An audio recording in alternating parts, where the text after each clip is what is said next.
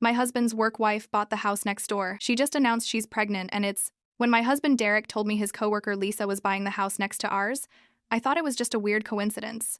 They worked at the same marketing firm downtown, and our neighborhood was popular with young professionals. Lisa was single, in her early 30s, and Derek always talked about her like she was his office best friend.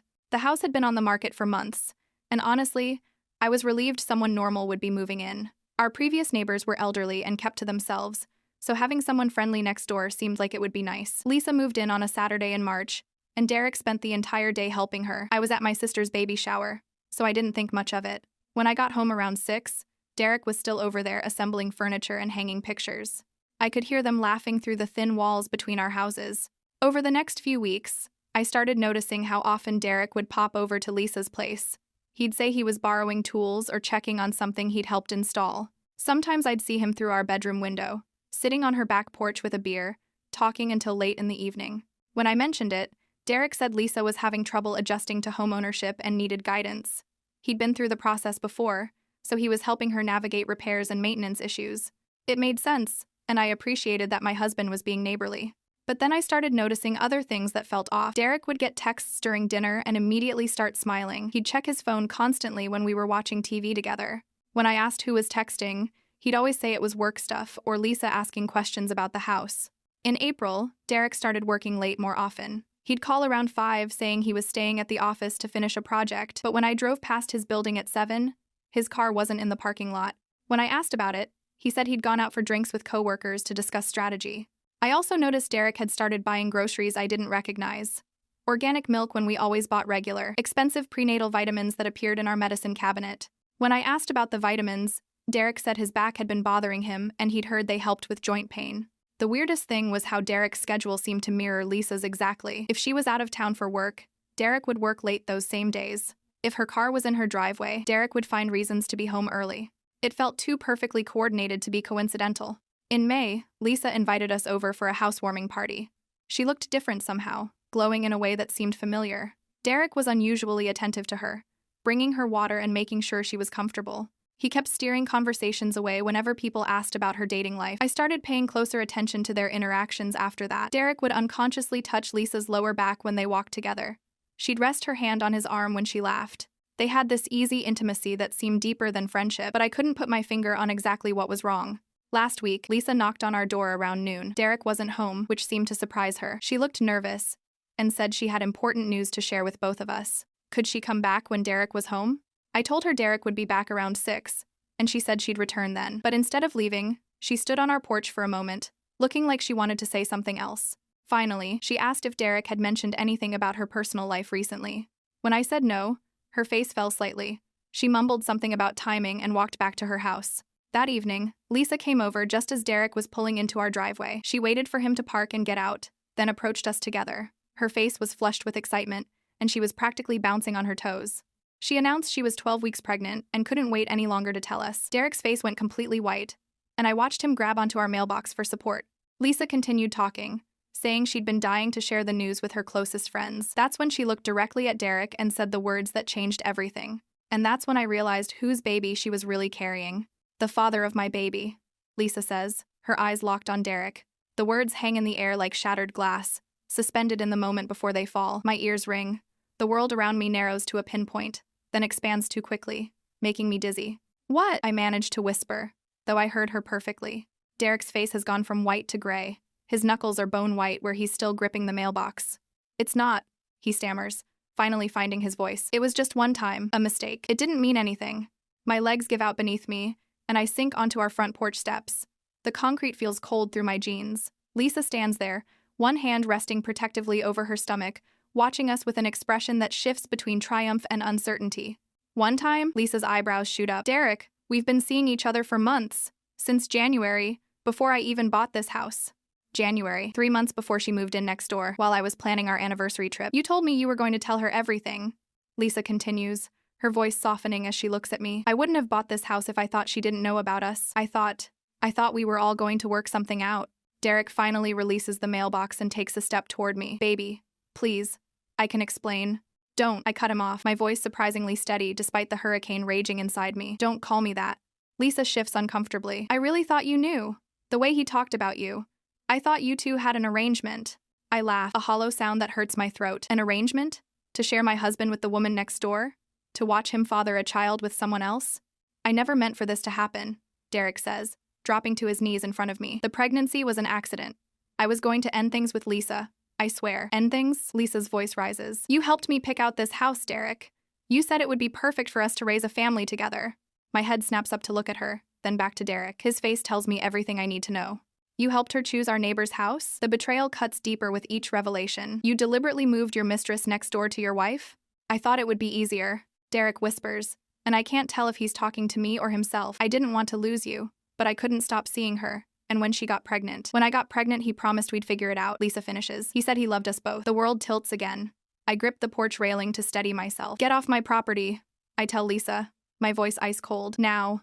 She hesitates, looking to Derek for guidance. That small gesture, her looking to my husband for permission, ignites something primal inside me. Now, I shout, rising to my feet. Lisa backs away, hands raised slightly. I'm sorry it happened this way. I really am, but you deserve to know the truth. As she retreats down our walkway, Derek reaches for my hand. I jerk away from him like his touch burns. Please, he begs, tears streaming down his face now. Don't leave me. We can work through this. I'll do anything. Anything? I laugh again. That same hollow sound. Would you have done anything before you got caught? Before your pregnant girlfriend decided to announce it on our front lawn? Derek has no answer for that. I walk into our house, leaving him kneeling on the porch. Inside, I move mechanically through the living room, where just yesterday, we'd planned our summer vacation. Past the kitchen where the prenatal vitamins sit in plain sight, not for his back pain after all. Up the stairs to our bedroom, where I lock the door behind me. Through the window, I can see Lisa standing in her driveway, watching our house. Watching for Derek, no doubt. I close the curtains with a sharp tug. Minutes later, I hear Derek's footsteps on the stairs, followed by his gentle knock. Please open the door, he says, his voice breaking. Let me explain everything. I sit on the edge of our bed, staring at the wedding photo on the nightstand. There's nothing to explain, Derek. You've been having an affair with your coworker. You helped her buy the house next door. You got her pregnant. And you lied to me about all of it. I love you, he says through the door. I never stopped loving you. But you never stopped sleeping with her either, I reply. He doesn't deny it. I hear him slide down to sit against the door. What can I do? He asks after a long silence. You can sleep on the couch, I tell him. And tomorrow, you can start figuring out how to undo the mess you've made. But even as I say it, I know some things can never be undone. The house next door, the baby growing inside Lisa, the months of lies that have hollowed out our marriage from the inside. I lie down on our bed, still fully clothed, and stare at the ceiling. Through the thin walls of our house, I can hear Derek crying in the hallway. And beyond that, if I listen carefully, I can almost hear the sound of my life crumbling into pieces. Derek has been sleeping on the couch for 2 weeks. Every morning, I wake up hoping the knot in my stomach will have loosened, that the constant ache in my chest will have dulled. It hasn't. I've barely spoken to him beyond the necessities. The mortgage payment cleared. We need more coffee. Your mother called. Each interaction feels like navigating a minefield, carefully stepping around the explosive truth that's shattered our marriage. This morning, I'm in the kitchen when Derek's phone buzzes on the counter. He's in the shower, a routine we've carefully choreographed to avoid being in the same room whenever possible. The notification preview catches my eye. Lisa, can you bring more crackers when you come over? Morning sickness is... I shouldn't look. I know I shouldn't, but my hand moves before my brain can stop it. One swipe, and I'm staring at weeks of text messages between my husband and the woman next door. I told her I'm working late again tonight. See you at 7. Miss you already. Can't wait for tomorrow. Did you tell her about the vitamins yet? Just bought the crib. Can't wait to show you. The timestamps tell a story far different from Derek's one-time mistake claim. Messages dating back to November, not January, as Lisa had said. Almost 6 months of lies.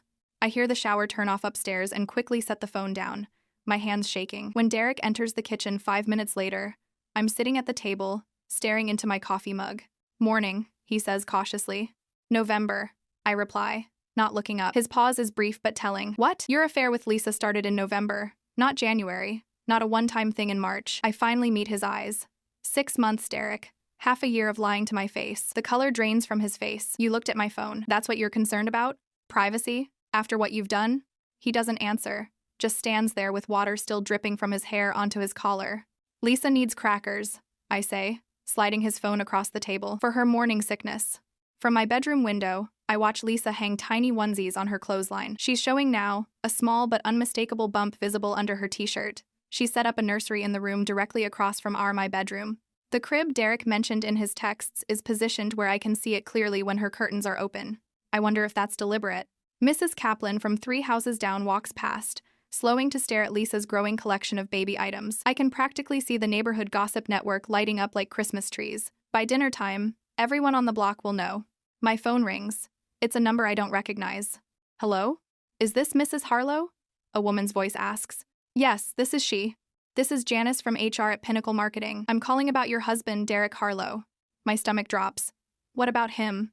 There's been an incident at the office involving Mr. Harlow and Lisa Chambers. I understand you're aware of their relationship. The way she says relationship makes my skin crawl. What kind of incident? Lisa announced her pregnancy at a department meeting yesterday. There was a confrontation afterward. Our company has a strict policy about relationships between managers and their direct reports. I didn't even know Derek was Lisa's manager. Another lie. I see, I say, because I don't know what else to say.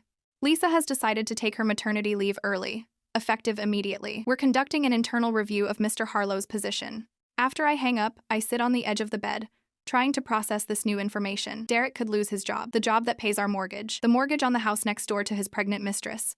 3 days later, I find them in Derek's gym bag. A bottle of expensive prenatal vitamins, the same brand that mysteriously appeared in our medicine cabinet months ago. Alongside them, a receipt for groceries, organic milk, crackers, ginger tea, and fresh fruit. When Derek comes home, I'm waiting with the evidence laid out on the kitchen counter. You're still buying her groceries, I say. It's not a question. Derek sets down his briefcase. He looks exhausted, the strain of the past weeks etched into his face. She needs help. And I don't. My voice cracks, despite my best efforts. It's not the same. She's pregnant. With your child. Because you cheated on me. For months. He runs a hand through his hair. I know I've messed up badly, but I can't just abandon her now. So you're abandoning me instead. I'm not. I'm trying to do right by both of you. I laugh, a hollow sound that echoes in our kitchen. Both of us? There is no both of us, Derek. You chose her the moment you started sleeping with her behind my back. It's complicated, he says. And I hate how reasonable he's trying to sound. Stop using that baby as an excuse. You were cheating long before she got pregnant. He doesn't deny it. I need to check on her. She hasn't been feeling well today. And just like that, he's gone again, crossing our lawn to Lisa's front door. Through the window, I watch her welcome him inside, her hand immediately finding his arm in that familiar way I'd noticed at her housewarming party. The divorce attorney's office is in a sleek downtown building, 20 floors above the city. Jennifer Parker greets me with a firm handshake and sympathetic eyes. Tell me everything, she says after we're seated in her office. I do. The affair, the house next door, the pregnancy, the lies. With each detail, I feel both heavier and lighter, the burden of knowledge shared, but the reality of my situation more concrete. He doesn't know I'm here. I finish. Jennifer nods, making notes. That's common, and often wise. What are your goals here? I don't know. I admit. Part of me wants to burn everything to the ground. Part of me just wants to disappear and start over. Both understandable reactions. Let's talk options. For the next hour, we discuss divorce procedures, asset division, and what to expect. I learn about financial discovery, temporary orders, and mediation versus litigation. It's overwhelming, but for the first time in weeks, I feel like I'm taking control back. As I'm leaving, Jennifer hands me her card. Call me anytime, and document everything: texts, purchases, his absences. It all matters. When I arrive home, there's a large envelope in our mailbox. No return address, just my name written in unfamiliar handwriting. Inside is a black and white ultrasound image and a note. I thought you might want to see your husband's child. 20 weeks tomorrow. I stand in our driveway, staring at the grainy image of the baby Derek's son growing inside the woman next door. Through the windows of Lisa's house, I can see movement, shadows passing back and forth. Is Derek there now? Is he celebrating this milestone with her while I stand alone in our driveway? The ultrasound trembles in my hand as I make a decision. I walk back to my car, place the envelope on the passenger seat, and drive away. I'm not sure where I'm going, but for the first time in weeks, I know what I need to do next. I've spent the last 3 days gathering evidence like Jennifer advised. Everything is laid out on our dining room table. Text messages I've screenshotted from Derek's phone, the ultrasound photo Lisa sent me, receipts for the groceries and prenatal vitamins, even printouts of their work schedules showing identical hours. The paper trail of betrayal is undeniable. When Derek walks through the door at 7:30 p.m., he freezes at the sight of me sitting at the table surrounded by evidence. What is all this? He asks, setting down his keys. The truth, I say, my voice steadier than I expected. I know everything now, Derek. Not just the affair, not just the baby, everything. His eyes scan the table, lingering on the ultrasound photo. You went through my phone again. That's your takeaway? Not the 6 months of lies? Not the fact that you co-signed Lisa's mortgage? His head snaps up. How did you? County records are public, Derek. Anyone can look them up. I slide the printout toward him. You didn't just help her choose the house. You financially tied yourself to her. To the house next door to your wife. He sinks into a chair across from me. I can explain. Please do. Explain how you've been sleeping with your subordinate for 6 months. Explain how you helped her buy the house next to ours. Explain how you signed as her emergency contact at the doctor's office. His face pales. How do you know about that? Lisa talks to her sister on her back porch. Our bedroom window is 10 feet away. I've heard everything. Derek runs his hands through his hair, a gesture I once found endearing. Now it just looks like another performance. I never meant to hurt you, he says finally. But you did. Repeatedly, deliberately. I love you, he insists, reaching for my hand across the table. I pull back. And Lisa? Do you love her too? The silence that follows is answer enough. I thought I could have both, he whispers. The admission hits me like a physical blow. Both? You thought you could have your wife in one house and your mistress with your child in the other? What kind of life is that, Derek? Before he can answer, a frantic knocking interrupts us. Through the window, I can see Lisa on our porch, one hand on her stomach. Derek jumps up immediately. I need to get that. Of course you do, I say bitterly. He opens the door, and Lisa practically falls into his arms. Something's wrong, she gasps. I'm having cramps and there's spotting. I need to go to the hospital. The panic in her voice sounds genuine, but the timing is suspiciously convenient. Derek doesn't hesitate for a second. I'll drive you, he says, already reaching for his keys. Let me grab your coat. He turns to me, an apology forming on his lips, but I cut him off. Go, I say. Your other family needs you. Something flickers across his face, guilt, shame, relief, before he helps Lisa to his car. I watch through the window as he gently helps her into the passenger seat, his hand protectively cradling her elbow, then her back, in a gesture so intimate it makes my stomach turn. I stand alone in our dining room, surrounded by the evidence of my husband's betrayal, and make a decision. I grab my purse, my keys, and the folder Jennifer gave me with the preliminary divorce papers. Then I follow them to the hospital. The emergency room is crowded when I arrive. I spot Derek and Lisa immediately. He's filling out paperwork while she rests her head on his shoulder. They look like any worried, expectant couple. The sight makes me dizzy with rage and grief. I hang back, watching as a nurse calls Lisa's name. Derek helps her up, his arm around her waist, whispering something in her ear that makes her nod. They disappear behind double doors, and I sink into a chair in the waiting area. 30 minutes pass before I approach the reception desk. I'm looking for Lisa Chambers, I say. I'm family. The receptionist checks her computer. She's in exam room 4. Sister. Of course Derek would mention her sister, not his wife. Yes, I lie. And the receptionist waves me through. I follow the signs to exam room 4, pausing outside the door when I hear voices. Everything looks good, Mr. and Mrs. Harlow, a doctor is saying. The baby's heartbeat is strong. Just some normal second trimester cramping. But we'll monitor you for a few hours to be safe. Mr. and Mrs. Harlow. My legs nearly give out. Thank you, doctor, Derek's voice replies, relief evident. We were so worried. That's normal for first-time fathers, the doctor says kindly. I'll have the nurse bring in the paperwork.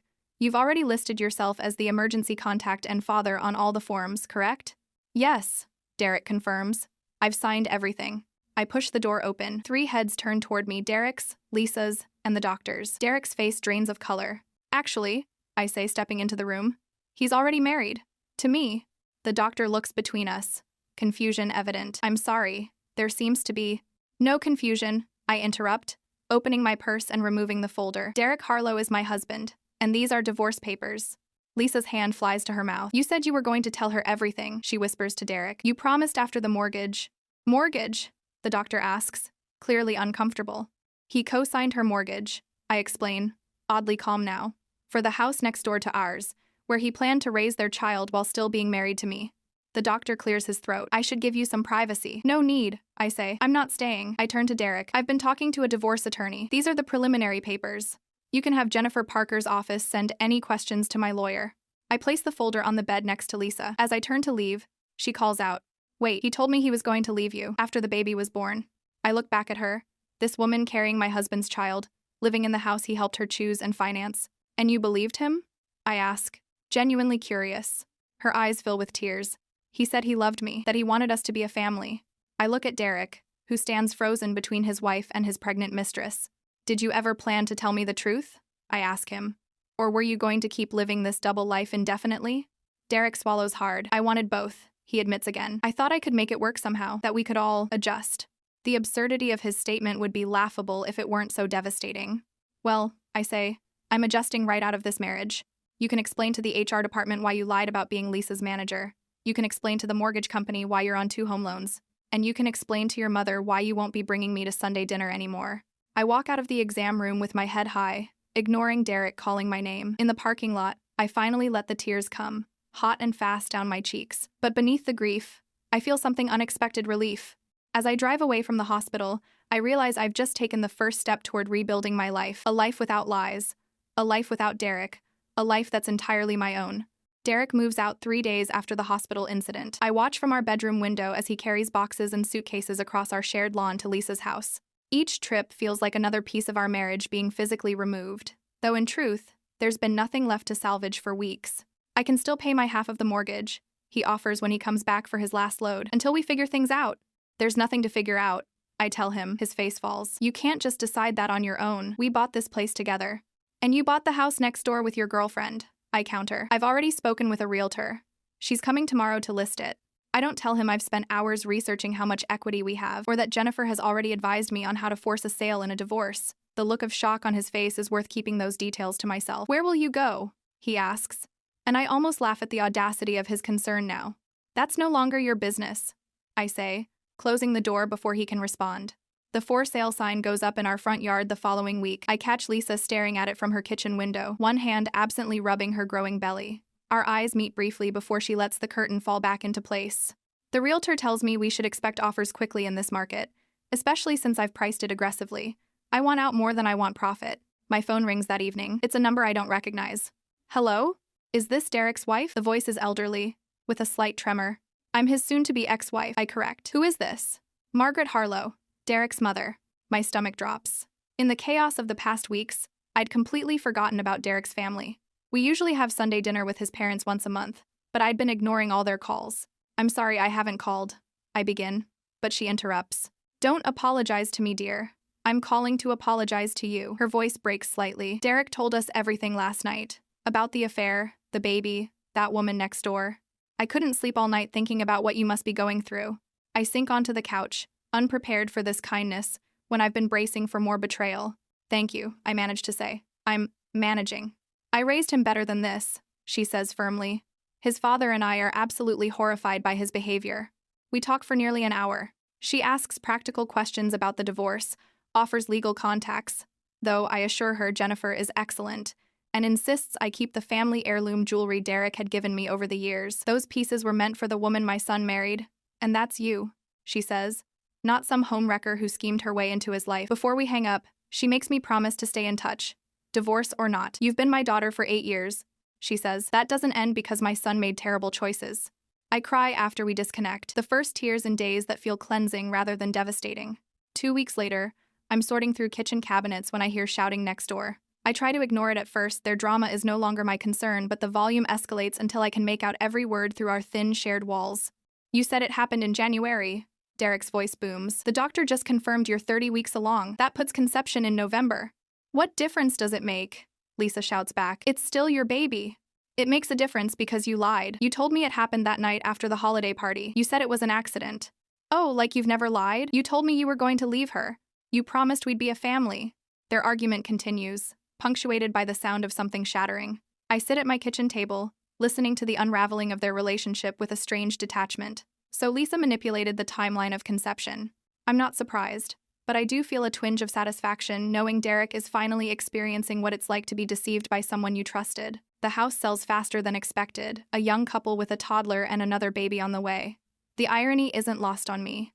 They love the neighborhood, the schools, the proximity to parks. I don't tell them about the drama next door. The day before closing, Derek shows up at my door looking haggard. The confident, successful marketing executive I married is gone, replaced by a man who clearly hasn't been sleeping. I got fired yesterday, he says without preamble. Ethics violation. Dating a subordinate, lying about it to HR. I lean against the doorframe. I'm sorry to hear that, and surprisingly, I am. Not for him, but for the mess he's created for himself. Lisa's having complications with the pregnancy, he continues. The doctors put her on bed rest. I need to ask, the house sale. Is there any way you could? No, I cut him off. The closing is tomorrow. The new owners move in next week. He runs his hand through his hair, that familiar gesture now just a reminder of the stranger he's become. She's saying I need to choose between supporting her through the pregnancy or finding a new job right away. I don't know what to do. That sounds like a conversation you should be having with Lisa, not me. His eyes meet mine. Desperate. I made a terrible mistake. Which one? I ask coldly. The affair? The lies? Getting your girlfriend pregnant? Moving her in next door? Co-signing her mortgage? Or just getting caught? He has no answer. The divorce finalizes with surprisingly little drama. Jennifer negotiates aggressively on my behalf, and Derek, facing unemployment, a high-risk pregnancy, and a mortgage on Lisa's house he can barely afford, agrees to terms that are distinctly in my favor. The house proceeds are split, but I keep my retirement accounts intact and receive a portion of his to compensate for the emotional damage. On my last day in the house, I take one final walk through each room, saying goodbye to the life I thought I'd have. 8 years of marriage packed into boxes and memories. As I load the last items into my car, I see Lisa watching from her porch, her belly now enormous.